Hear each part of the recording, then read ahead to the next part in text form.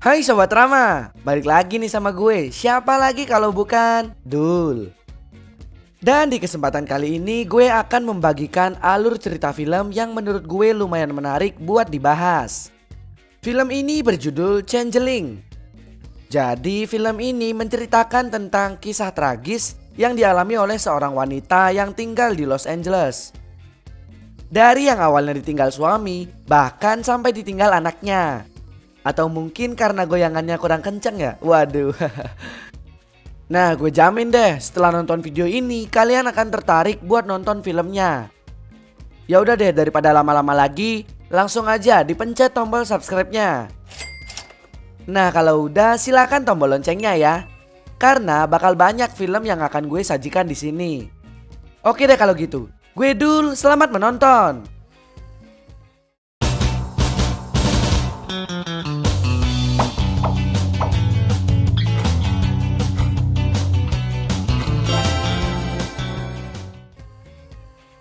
Di awal film, kalian akan melihat suasana Los Angeles di tahun 1928.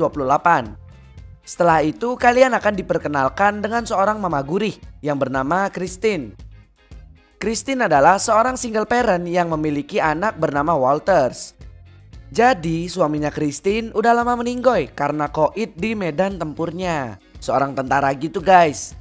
Akhirnya, Christine pun menghidupi keluarga kecilnya tersebut dan bekerja di sebuah perusahaan telekomunikasi. Dan singkat cerita, sepulang Christine kerja, Christine kaget karena Walters nggak ada di rumah. Christine pun panik dan mencari Walters di sekitar area rumahnya. Tapi Christine masih belum bisa menemukan Walters. Nah, setelah itu Christine pun melaporkan kasusnya ke polisi. Tapi setelah berhari-hari, polisi juga tidak bisa menemukan keberadaan Walters. Hingga akhirnya Walters dinyatakan hilang. Sebenarnya hal itu karena polisi juga tidak menindaklanjuti dengan serius kasus tersebut. Akhirnya pas Christine gereja, dia mendapat simpati dari pastor di sana. Namanya Gustav. Di sana, Gustav mengumumkan permasalahan yang dialami oleh Christine. Hal itu karena khotbah Gustav juga disiarkan di radio. Gustav pun terus menekan pihak kepolisian untuk meningkatkan kinerja mereka. Lalu pihak kepolisian yang mendengar khotbah Gustav nggak tinggal diam. Mereka langsung nyamperin Christine beberapa hari setelah khotbah tersebut. Setelah itu, ketua kepolisian tersebut dengan berani menyatakan jika Walters telah ditemukan. Kemudian Christine otomatis senang. Tapi setelah bertemu anak yang ditemukan, ternyata anak itu bukan Walters. Karena Christine gak mau malu-maluin kepolisian, akhirnya dia pun ngalah dan menganggap anak tersebut sebagai anaknya. Tapi setelah berhari-hari merawat anak tersebut, Christine emosi karena anak tersebut ternyata sabrut sama Christine. Akhirnya Christine pun nemuin ketua kepolisian tersebut lagi. Pas ketemu ketua tersebut, Christine malah dikira gila dan dikirimin seorang dokter ke rumahnya. Setelah itu dokter tersebut menjelaskan jika anak Christine udah mengalami banyak perubahan. Karena menurut Christine penjelasan dokter itu tidak masuk akal, Christine pun ngira jika semua ini settingan. Nah, singkat cerita ternyata benar. Christine difitnah di depan media. Dokter tersebut bilang jika Christine gak mau ngurusin anak kandungnya sendiri. Setelah mendapatkan image yang jelek di depan masyarakat, Christine pun jadi stres. Tapi untungnya Gustav yang paham dengan kejadian aslinya selalu menemani Christine.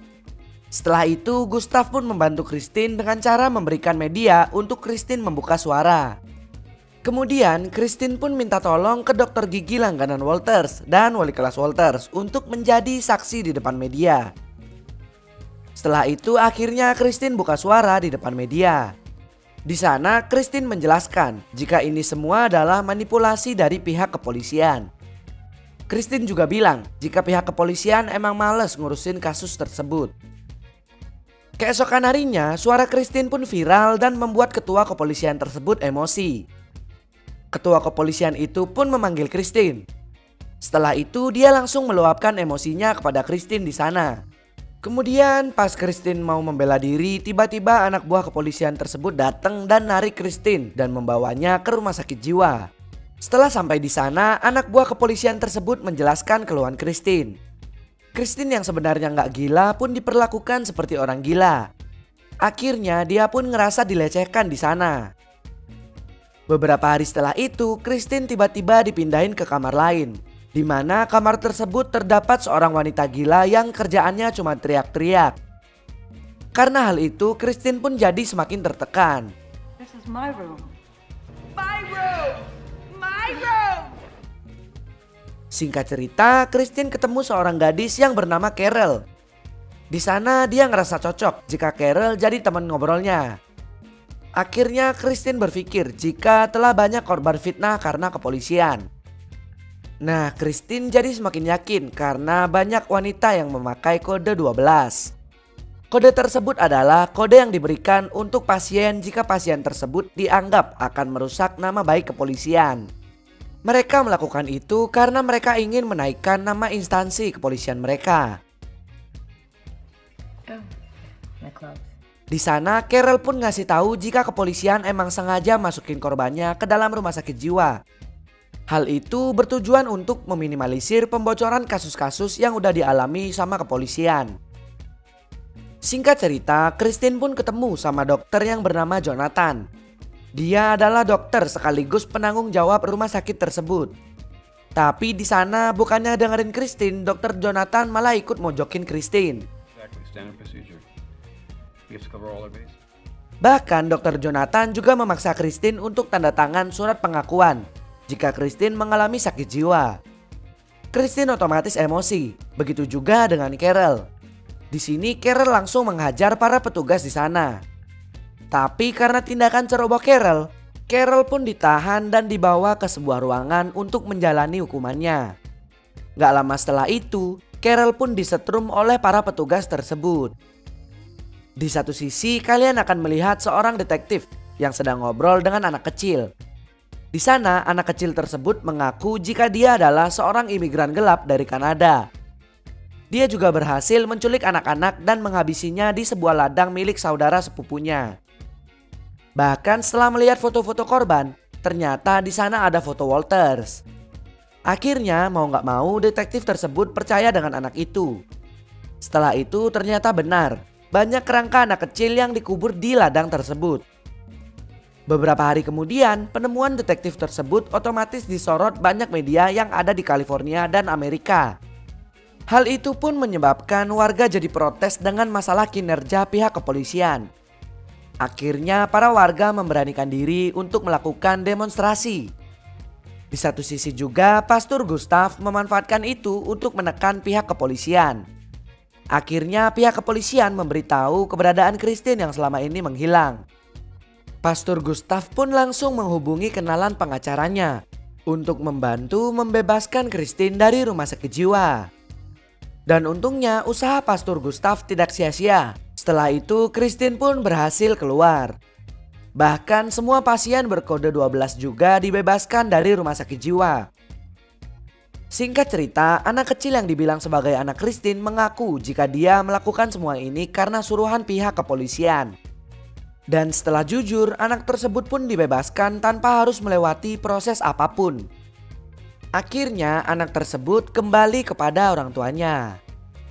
Beberapa hari kemudian, akhirnya pelaku di balik kasus penculikan anak tersebut ditemukan.